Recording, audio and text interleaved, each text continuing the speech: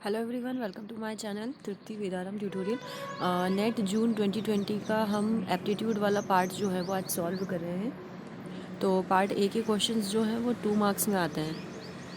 तो ये क्वेश्चन आपको नेट क्लियर करने में काफ़ी हेल्प करते हैं, क्योंकि इनसे आपके मार्क्स जो हैं वो काफ़ी अबव जाते हैं और ये क्वेश्चंस काफ़ी ईजी होते हैं। तो चलिए हम स्टार्ट करते हैं। और इनमें चॉइस भी होती है कि आपको मतलब टोटल क्वेश्चन दिए जाते हैं जितने भी, उसमें से 5 क्वेश्चन आपको छोड़ देने होते हैं। तो उनके अलावा आपको क्वेश्चंस इसमें कवर करने होते हैं। टोटल 20 क्वेश्चंस आते हैं, जिसमें से आपको 15 क्वेश्चंस कवर करने होते हैं। और 15 इंटू 20 करेंगे आप, 15 इंटू 2 करेंगे, दैट मीन्स 30 मार्क्स का आपका एप्टीट्यूड होता है। तो 30 मार्क्स आपको इसमें से गेन करने होते हैं। अगर आपने गेन कर लिए 30 मार्क्स, तो ये आपके प्लस हो जाएंगे आपके थ्योरी के मार्क्स में। मान लीजिए आपको थ्योरी में अगर 60 भी आते हैं तो 60 प्लस 30 हो जाता है 90, जिससे आपका नेट क्वालिफाई आराम से हो जाता है। तो एप्टीट्यूड के मार्क्स काफ़ी इंपॉर्टेंस रखते हैं। तो चलिए स्टार्ट करते हैं।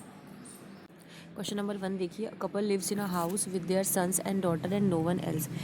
एक कपल जो है वो घर में रहता है जिसमें उसके सन और डॉटर रहते हैं ना। तो कपल है, दैट मीन्स 2 लोग, है ना। तो कपल में 2 लोग हो गए और उनके सन और डॉटर्स हैं। तो हमको सन नहीं पता और डॉटर नहीं पता, है ना। डॉटर कितनी भी हो सकती है, सन कितने भी हो सकते हैं। फिर क्या बोला, द कपल हैज़ 4 सन। इन्होंने सन बोल दिए कितने, 4, है ना। And each of the son has exactly 2 sister. और सारे जितने भी सन हैं उनकी 2 सिस्टर हैं, ठीक है। तो अगर ये बंटी है तो बंटी की 2 सिस्टर हो जाएंगी ए और सी, ठीक है।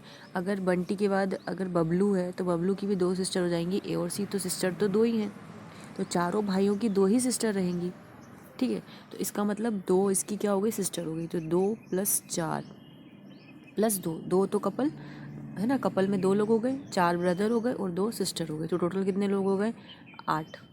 ओके, तो ये ए ऑप्शन इसका राइट है। ओके, नेक्स्ट क्वेश्चन देखिए, a bank pays interest to the depositor compounded yearly, ठीक है। ईयरली कंपाउंड, ठीक है। तो कंपाउंड इंटरेस्ट का फॉर्मूला पूछ रहा है और वो भी ईयरली के लिए, ओके।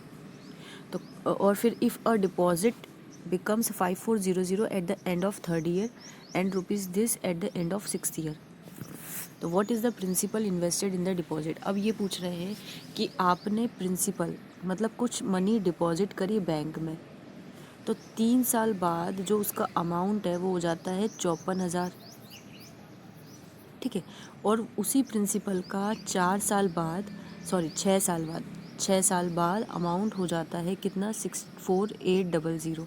तो अब आपको बताना है कि वो राशि कितनी थी, है ना, वो मूल अमाउंट कितना था। तो आप जानते हैं कि फॉर्मूला होता है A = P 1 + R/100⁴ जहाँ R होता है रेट ऑफ इंटरेस्ट, ठीक है, ब्याज दर।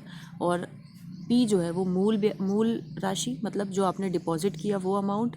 और ए जो है वो आपका फाइनल अमाउंट होता है, ठीक है। तो आपके पास 2 कंडीशन है, एक ये वाली और एक ये वाली। तो इस कंडीशन के लिए ए जो हो जाएगा वो आपका 54,000 हो जाएगा। 3rd ईयर मतलब एन जो होता है वो टाइम को बताता है ईयर में, ठीक है। तो ईयर में एन बराबर कितना है यहाँ पर 3, ओके। और रेट ऑफ इंटरेस्ट आपको पता नहीं है और प्रिंसिपल भी आपको पता नहीं है। उसके बाद 648,000 के लिए आपके लिए क्या हो जाएगा, अमाउंट हो जाएगा ये। प्रिंसिपल आपको निकालना है, रेट ऑफ इंटरेस्ट पता नहीं, और टाइम जो है वो कितना, 6 साल। तो यहाँ पर पावर में आ जाएगा 6। दोनों इक्वेशन को आप डिवाइड कर देंगे, ठीक है। दोनों इक्वेशन को आपने डिवाइड कर दिया तो 00 से 00 क्या हो गए, कैंसिल हो गए, ओके। और R/100 की पावर 6 थी, तो R/100 की पावर 3 कट जाएगी। तो यहाँ से 6 से 3 पावर कट जाएगी तो 3 पावर आपकी बचेगी, ओके। और उसके बाद प्रिंसिपल से प्रिंसिपल भी क्या हो जाएगा, कट जाएगा। तो अगर आप डायरेक्टली डिवाइड कर रहे हैं तो प्रिंसिपल कट रहा है, तो इसलिए आपको क्या करना है कि इस इक्वेशन को आपने स्क्वायर कर दिया, ठीक है। इस इक्वेशन को आप स्क्वायर कर दो तो ये हो जाएगा 54,000 का स्क्वायर इक्वल टू P², है ना। और साथ में 1 + R/100 की पावर स्क्वायर किया तो 3 दूनी हो जाएगा 6। अब आप इसको जब डिवाइड करोगे 64,000 से P 1 + R/100 की पावर 6, तो ये पावर से पूरी पावर कैंसिल, है ना। P से एक P कैंसिल तो एक P बच जाएगा, ठीक है। तो P = 54,000 का स्क्वायर अपॉन 64,000। देखिए 54,000 का स्क्वायर अपॉन 64,800, सॉरी 800 है यहाँ पर। तो अब आप एक पी से एक पी काट दोगे तो पी बराबर कितना आ जाएगा, इसका स्क्वायर निकाल लीजिए। 54 5 4 1 2 3 × 5 4 1 2 3/64800, इसको 2 0 से 2 0 कैंसिल, इन दोनों टर्म्स का मल्टीप्लाई कर दीजिए और 648 से डिवाइड करेंगे तो लगभग आपको 45,000 मिलेगा। मतलब आपने 45,000 डिपॉजिट किए थे तो 3 साल बाद वो 54,000 हो गए और 6 साल बाद वो 64800 हो गए। ठीक है, तो आपका मूल अमाउंट था ये। तो इसमें यहाँ पर इसका स्क्वायर करके आपको सॉल्व करना था। ये क्वेश्चन जो है ये हमने बता दिया है पिछले वीडियो में। एक बहुत ही इंटरेस्टिंग क्वेश्चन है। Anwar, Bharati, Colin and Tarun commutes by different mode of transport namely cycle, auto rickshaw, bus and train. मतलब 4 लोग हैं, ABCD, है ना। अनवर, देखिए 4 लोग मैं आपको नाम लिख देती हूँ, अनवर, भारती, कॉलिन और तरुण, है ना। ये चारों जो है वो डिफरेंट मोड ऑफ ट्रांसपोर्ट से चलते हैं। मतलब इनके पास यहाँ एक जगह से दूसरी जगह जाने के लिए अलग अलग ट्रांसपोर्ट मोड है। साइकिल, ऑटो रिक्शा, बस और ट्रेन, 4 मोड से। तो इसमें बोला गया the initial mode of transport and the name of the person matches exactly in the 2 cases. इस लाइन का मतलब मैं आपको आखिरी में बताती हूँ ना। फिर यहाँ पर क्या लिखा है, if Tarun travels by train, इन्होंने कहा है कि तरुण जो है वो ट्रेन से जाता है। Colin rides neither in auto rickshaw nor अ बस, कॉलिन जो है ना तो वो ऑटो रिक्शा से जाता है ना वो बस से जाता है। तो देखो ट्रेन तो हो चुका, कॉलिन ना तो बस से जा रहा है ना ही ऑटो रिक्शा से जा रहा है। मतलब बचा क्या कॉलिन के लिए, साइकिल। तो कॉलिन जो है वो जाएगा किससे, साइकिल से। तो ये तरुण जो है वो ट्रेन से जा रहा है, कॉलिन जो है वो साइकिल से जा रहा है। अब बचे हैं आपके पास 2, ऑटो रिक्शा और बस, है ना। मतलब ए वाला जो है या तो वो ऑटो रिक्शा से जा सकता है या वो बस से, बी वाला जो है या तो वो ऑटो रिक्शा से जा सकता है या वो बस से, है ना। तो इन दोनों के पास 2 ऑप्शन है। अब क्या बोला है, अब आप ऑटो ऑप्शन में देखो, Anwar rides N auto rickshaw, क्या अनवर जो है वो ऑटो रिक्शा से जा रहा है। भारती राइड्स एंड बस, क्या भारती बस से जा रही है। क्या अनवर बस से जा रहा है या फिर भारती साइकिल से जा रही है। भारती राइड से साइकिल, तो साइकिल से तो आपको पता चल गया कि ये हो गया, तो भारती साइकिल से तो नहीं जा रही है, तो ये ऑप्शन तो आपका गलत हो गया। ठीक है, अब आपको कन्फ्यूज़न होगा कि ये ए से जा रहा है या ये बी से जा रहा है ना, ऑटो रिक्शा से जा रहा है या बस से जा रहा है। तो आपको देखो इन्होंने एक लाइन लिखी है, the initials of mode of transport. Initials of mode of transport मतलब ये साइकिल का सी, है ना।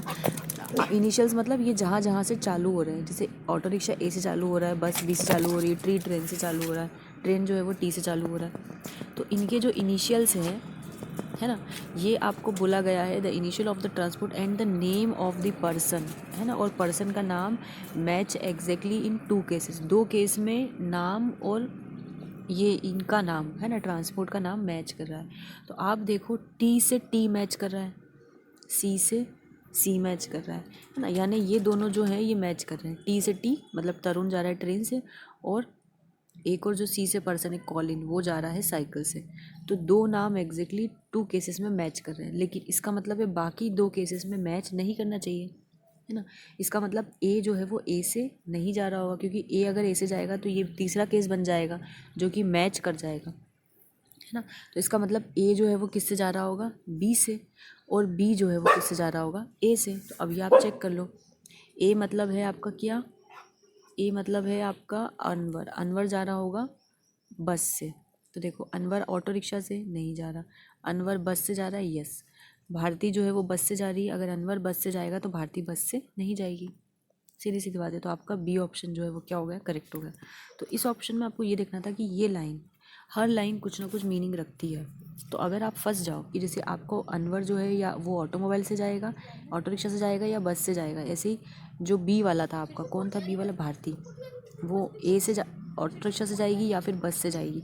तो यहाँ आपको कन्फ्यूज़न था। और आप ऑप्शन से देखो तो अनवर ऑटो रिक्शा से जा रहा है, भारती बस से जा रही है ना। तो ए और बी भी हो सकता था, या फिर भारती साइकिल से तो हो ही नहीं सकता क्योंकि साइकिल से तो हो गया था, है ना। वो जो एक थर्ड पर्सन था कॉलिन, वो साइकिल से। अब अनवर बस से जा रहा है तो अनवर बस से जा रहा है, तो दोनों चीज़ें हो सकती है।